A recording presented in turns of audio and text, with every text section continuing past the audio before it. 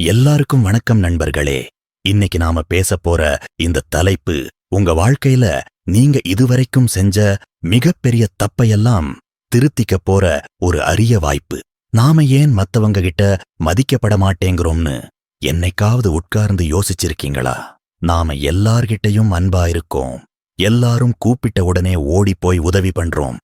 யாரு மனசும் வலிக்கக் கூடாதுன்னு ரொம்ப கவனமா நடந்துக்கிறோம். ஆனா இவ்வளவு செஞ்சும் கடைசில நாம மதிக்கப்படுறோமான்னு பார்த்தா அங்க ஒரு பெரிய கேள்விக்குறிதான் நிக்குது. இதுக்கு காரணம் என்னன்னு மாபெரும் அறிஞர் சாணக்கியர் அன்னைக்கே ரொம்ப தெளிவா சொல்லியிருக்கிறாரு. ஒரு மனுஷன் மதிக்கப்படணும்னா அவன் அன்பு காட்டுறதை விட சில விஷயங்களை புறக்கணிக்க கத்துக்கணும். எப்போ நீங்க மத்தவங்களை அதிகமா கவனிச்சு அவங்களுக்காக வாழ்றீங்களோ அப்போ உங்க மதிப்பு அங்க காணாம போயிடும். எப்போ நீங்க சில விஷயங்களை அலட்சியப்படுத்த ஆரம்பிக்கிறீங்களோ அப்பதான் இந்த உலகம் உங்களை அண்ணாந்து பார்க்கும். இன்னைக்கு நாம சாணக்கியர் சொன்ன அந்த 10 ரகசியங்களை ரொம்ப ஆழமா பார்க்க போறோம். இதை கேட்டு முடிக்கும்போது உங்க மனசுல ஒரு பெரிய தெளிவு பிறக்கும். முதல்ல நாம புறக்கணிக்க வேண்டிய விஷயம் மத்தவங்க நம்மள பத்தி என்ன நினைக்கிறாங்க அப்படிங்கிற அந்த ஒரு எண்ணம். இதுதான் ஒரு மனுஷனோட வளர்ச்சியை தடுக்கிற முதல் தடையா இருக்கு. நாம ஒரு புது வேலைய தொடங்கலாம்னு நினைப்போம், இல்ல ஒரு வித்தியாசமான ட்ரெஸ் போடலாம்னு நினைப்போம். ஆனா அடுத்த நிமிஷமே நம்ம மனசுல ஐயோ இத மத்தவங்க பார்த்தா என்ன சொல்லுவாங்க, நம்மள பத்தி தப்பா நினைப்பாங்களோன்னு ஒரு பயம் வரும். சாணக்கியர் சொல்றாரு, ஒரு சிங்கத்துக்கு தெரியும்தான் ஒரு சிங்கம்னு, அதுக்காக அது ஒரு நரி கிட்ட போயோ இல்ல ஒரு ஆடு கிட்ட போயோ சர்டிபிகேட் வாங்கிட்டு இருக்காது. நீங்க உங்க மேல நம்பிக்கை வச்சு ஒரு காரியத்துல இறங்கிட்டீங்கன்னா சுத்தி இருக்கிறவங்க சொல்ற கேலி பேச்சையும் எதிர்மறையான விமர்சனங்களையும் ஒரு தூசி மாதிரி தட்டி விட்டுட்டு போகணும். அவங்க பேச்சுக்கு நீங்க மதிப்பு கொடுக்க அவங்க உங்களை இன்னும் அதிகமா காயப்படுத்துவாங்க. ஆனா நீங்க எப்போ அவங்களோட பேச்சை ஒரு பொருட்டாவே மதிக்காம உங்க வேலையில குறியா இருக்கீங்களோ அப்போ அந்த விமர்சனம் பண்ணவங்க வாயடைச்சு போய் நிப்பாங்க. உங்களோட அலட்சியம்தான் அவங்களுக்கு நீங்க கொடுக்கிற ஆகச்சிறந்த தண்டனை. அடுத்ததா நீங்க புறக்கணிக்க வேண்டிய மிக முக்கியமான விஷயம் உங்களை மதிக்காத இடத்துல இருக்கிற அந்த உறவுகள் இல்லன்னா நட்பு. நாம என்ன பண்றோம்னா ஒருத்தர் நம்மளை மதிக்கலன்னு தெரிஞ்சும் அவங்க கிட்ட போய் ஏன் என்ன மதிக்க மாட்டேங்கிற, நான் என்ன தப்பு பண்ணேன்னு கேட்டு கெஞ்சுறோம். சாணக்கியர் இதுக்கு ஒரு அருமையான உதாரணம் சொல்றாரு. ஒரு விஷமில்லாத பாம்பா இருந்தாலும் அது தன்னை விஷமுள்ள பாம்பு மாதிரி காட்டிக்கணும். அப்போதான் அதை யாரும் நெருங்க மாட்டாங்க. அதே மாதிரிதான் உங்களை ஒருத்தர் மதிக்கலன்னா அவங்களை உங்க வாழ்க்கையில இருந்து ஒரு கசப்பான மருந்து மாதிரி தூக்கி எறியுங்க. அவங்களுக்காக உங்க நேரத்தையும் உழைப்பையும் வீணாக்காதீங்க. நீங்க எப்போ ஒருத்தரை தேடி ஓடுறத நிறுத்திட்டு உங்க பாதையில கம்பீரமா நடக்க ஆரம்பிக்கிறீங்களோ அப்போ அந்த நபரே ஆச்சரியப்பட்டு உங்களை திரும்பி பார்ப்பாரு.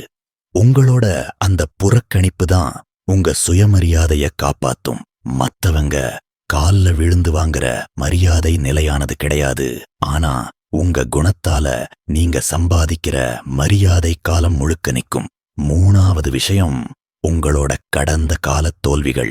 நம்மள பல பேர் இன்னைக்கு வரைக்கும் கவலையா இருக்கிறதுக்கு காரணம் நேத்து நடந்த தப்புக்களை நினைச்சு வருத்தப்படுறதுதான். நான் அன்னைக்கு அப்படி பேசியிருக்கலாமோ இல்ல இந்த வேலைய செஞ்சிருக்கலாமோன்னு யோசிச்சு இன்னைக்கு இருக்கிற நேரத்தை வீணடிக்கிறோம். சாணக்கியர் என்ன சொல்றாருன்னா, முடிஞ்சு போன விஷயம் ஒரு உடைந்த பானை மாதிரி, அதை திரும்பவும் ஒட்ட வைக்க முடியாது. அந்த பானைய நினைச்சு அழுதுட்டு இருக்கிறதை விட புதுசா ஒரு பானைய செய்யறதுக்கு தேவையான களிமண்ண தேடுறதுதான் புத்திசாலித்தனம். உங்க தோல்விகளை புறக்கணிங்க. ஆனா அந்த தோல்வி உங்களுக்கு கத்துக் கொடுத்த பாடத்தை மட்டும் மனசுல வச்சுக்கோங்க. உங்களை நீங்களே தண்டிச்சுக்கிறத முதல்ல நிறுத்துங்க. நீங்க உங்களை மதிக்க ஆரம்பிச்சா மட்டும்தான் இந்த உலகம் உங்களை மதிக்கும். கடந்த காலத்துல வாழ்றவன் ஒருபோதும் எதிர்காலத்தை செதுக்க முடியாது. அதனால முடிஞ்சதை மூட்டை கட்டி வச்சிட்டு இன்னைக்கு இந்த நிமிஷம் உங்க கையில என்ன இருக்குன்னு பாருங்க. 4வதா நாம கத்துக்க வேண்டியது தேவையற்ற விவாதங்களை புறக்கணிக்கிறது. சில பேர் இருப்பாங்க, எதுக்கெடுத்தாலும் வம்பு இழுப்பாங்க, அவங்க சொல்றதுதான் சரின்னு வாதிடுவாங்க. நாம அவங்க கிட்ட போய் நம்மளோட நியாயத்தை சொல்லிக்கிட்டு இருப்போம். சாணக்கியர் சொல்றாரு, ஒரு முட்டாள் கிட்ட விவாதம் பண்றவன் அவங்கள விட பெரிய முட்டாள். ஏன்னா முட்டாள்களுக்கு அறிவு கிடையாது. அவங்க கிட்ட இருக்கிறது வெறும் அகங்காரம் மட்டும்தான். நீங்க எவ்வளோதான் விளக்கினாலும் அவங்க புரிஞ்சுக்க மாட்டாங்க. அப்படிப்பட்டவங்க முன்னாடி நீங்க அமைதியா இருக்கிறது தான் அவங்களுக்கு நீங்க கொடுக்கிற பெரிய மரியாதை. உங்களோட மௌனம் அவங்களை ஆட்டம் காண வைக்கும். தேவையில்லாத வாக்குவாதங்கள் உங்க சக்தியை உறிஞ்சிடும். உங்க நேரமும் சக்தியும் ரொம்ப விலைமதிப்பற்றது. அதை சரியான இடத்துல பயன்படுத்துங்க. எப்போ நீங்க ஒரு தேவையற்ற சண்டையில இருந்து விலகி போறீங்களோ அப்போ நீங்க தோத்துட்டீங்கன்னு அர்த்தம் கிடையாது. நீங்க அவங்களை விட புத்திசாலின்னு அர்த்தம். 5வது தந்திரம் உங்களோட சோம்பேறித்தனத்தை புறக்கணிக்கிறது. சோம்பேறித்தனம் அப்படிங்கிறது உங்க உடம்புக்குள்ள இருக்கிற ஒரு நச்சுப் பாம்பு. அது உங்களை மெதுவா கொன்னுடும். இன்னைக்கு செய்யலாம், நாளைக்கு செய்யலாம்னு தள்ளி போடுற ஒவ்வொரு வேலையும் உங்களோட மதிப்பை சமூகத்துல குறைக்கும். ஒரு வேலைய சொன்ன நேரத்துல சரியா முடிச்சு கொடுக்கிறவனுக்குத்தான் இந்த உலகம் சல்யூட் அடிக்கும். சாணக்கியர் காலத்தை ஒரு தெய்வமா பார்த்தார். காலத்தை மதிக்காதவன காலம் ஒரு நாளும் மன்னிக்காது.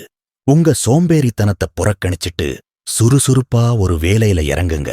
நீங்க ஓடிக்கிட்டே இருந்தா மட்டும்தான் மக்கள் உங்களை கவனிப்பாங்க. உட்கார்ந்துட்டு இருக்கிறவனுக்கு அங்கீகாரம் கிடைக்காது. உங்களோட ஒவ்வொரு அசைவும் ஒரு வெற்றியை நோக்கி இருக்கணும். அப்படி நீங்க ஒரு உழைப்பாளியா மாறும்போது உங்க மதிப்பு தானாவே உச்சத்துக்கு போகும். 6வது விஷயம் புகழ்ச்சியை புறக்கணிக்கிறது. இது ரொம்ப ஆச்சரியமா இருக்கலாம். ஆனா சாணக்கியர் சொல்றாரு, ஒருத்தன் உங்களை ரொம்ப அதிகமா புகழ்றான்னா அவன் உங்ககிட்ட இருந்து எதையோ எதிர்பார்க்கிறான்னு அர்த்தம். புகழ்ச்சி அப்படிங்கிறது ஒரு போதை மாதிரி. அது உங்களை நிஜத்துல இருந்து விலகிப் போக வைக்கும். நீங்க ரொம்ப பெரிய ஆளு, உங்களை விட்டா யாருமே இல்லைன்னு யாராவது சொன்னா அதை அப்படியே காதுல வாங்காதீங்க. அது உங்க தலைக்கணத்தை அதிகமாக்கிடும். உங்களோட பலம் என்ன, பலவீனம் என்னன்னு உங்களுக்கு தெரியும். அடுத்தவங்க சொல்ற அந்த புகழ்ச்சி வார்த்தைகள்ல மயங்கி உங்க வேலையில கோட்டை விட்டுடாதீங்க. நிஜமான நண்பன் உங்களோட தப்பை உங்க முகத்துக்கு நேரா சொல்லுவான். பொய்யான நண்பன் மட்டும்தான் உங்களை எப்பவும் புகழ்ந்து பேசி உங்களை குழியில் தள்ளுவான். அதனால புகழ்ச்சிய தள்ளி வச்சிட்டு யதார்த்தமா வாழுங்க. 7வது தந்திரம் உங்க மேல இருக்கிற பயத்தை புறக்கணிக்கிறது.